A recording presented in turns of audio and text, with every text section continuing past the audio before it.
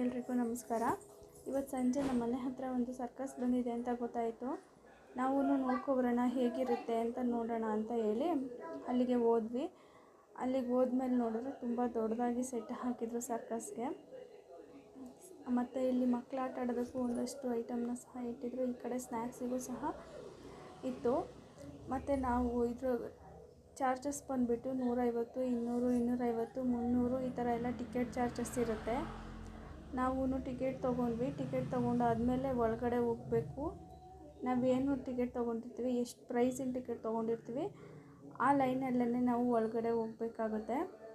ನಾವು ಹೋಗಿ ಕೂತ್ಕೊಂಡಾದ್ಮೇಲೆ ಅಲ್ಲಿ ಬ್ಯಾಲೆನ್ಸಿಂಗು ಎಲ್ಲ ನೋಡಿದ್ವಿ. ಮತ್ತು ಸ್ನ್ಯಾಕ್ಸಿಗೆ ಅಂತ ಒಳಗಡೆ ಸಹ ಬರ್ತಾರೆ, ಆದರೆ ಎಲ್ಲ ಕಾಸ್ಟ್ಲಿನೇ ಇರುತ್ತೆ.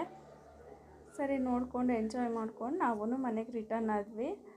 ಇದಾಗಿತ್ತು ಇವತ್ತಿನ ಮಿನಿ ವ್ಲಾಗ್. Thank you.